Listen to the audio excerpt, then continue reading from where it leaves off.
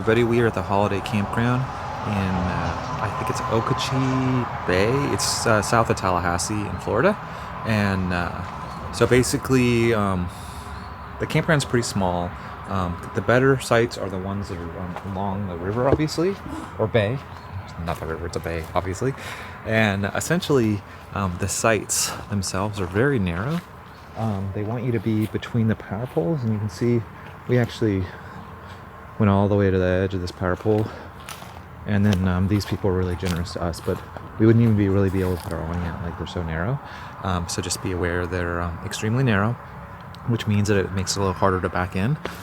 Then the picnic tables are actually behind the sites because people kind of hang out here and watch the sunset, and the sunset's over there.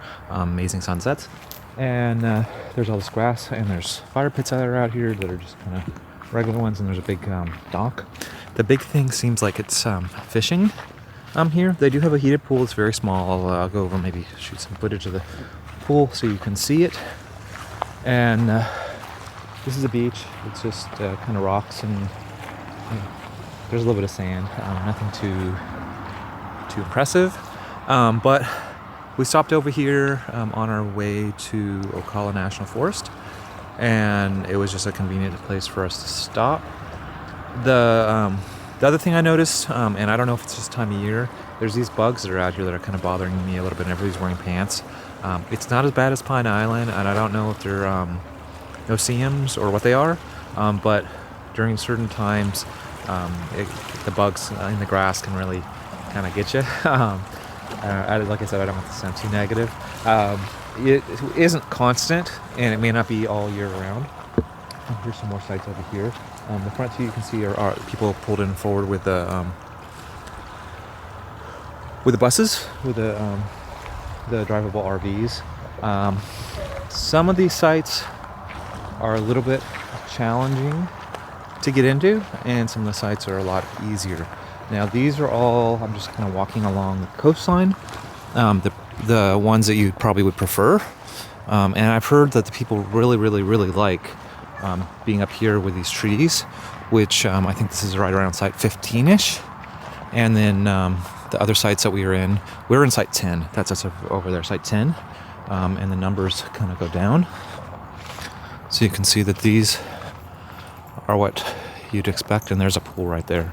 15, site 15. So you can see how pretty that is. It almost has like a state park feel, but it's a commercial campground, because you have your sewer, you have your water, you have your 50 amp service.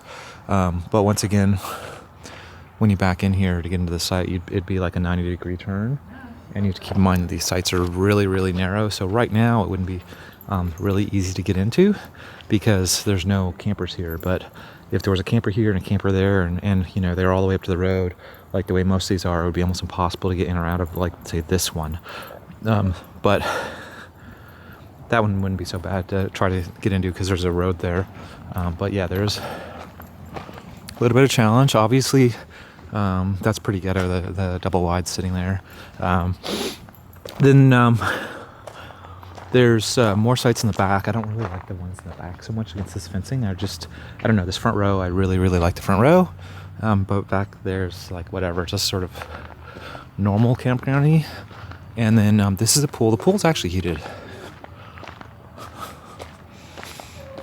And I have not gone in the pool, so I do not know the temperature of the pool.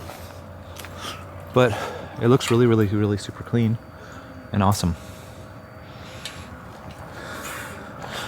So hopefully this helps you out a little bit with a campground. There is like a large bridge with a road here, and you can hear a little bit of road noise, but it's not that bad actually. I usually complain a lot about roads being nearby and road noise, and you can hear a little tiny bit of road noise from cars going by, but because we're so remote, there aren't like semi trucks going over it, and there aren't like exhaust brakes, so it's really, you just hear that kind of air noise. You don't hear like the normal highway noise. There's a restaurant right here within walking distance. It's some guy's name. I can't remember the name of it. That's so terrible, right? I want to say it's Marco's, or no, it's Angelo's. Angelo's restaurant. We went over to Angelo's restaurant, and it was pretty good. Kimberly didn't really care for the alfresco that they had. Alfresco noodles and everything.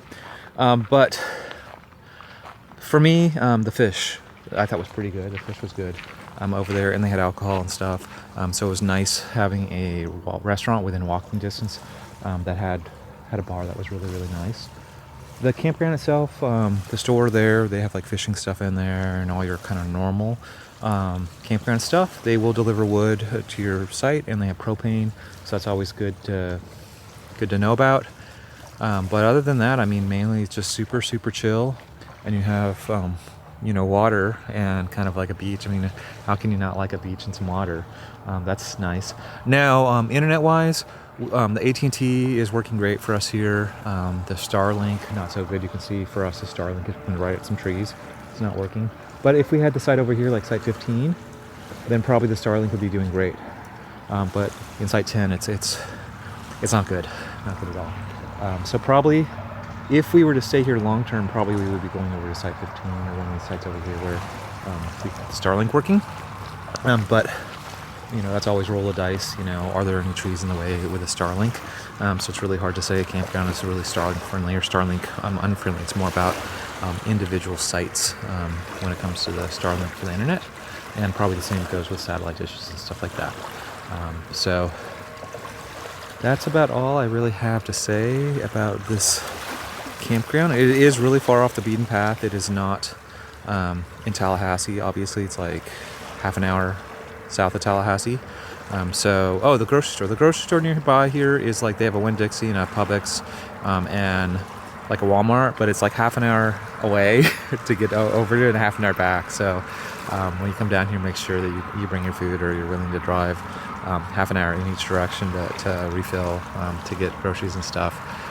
So hopefully this helps you out, and I guess we'll see you guys around.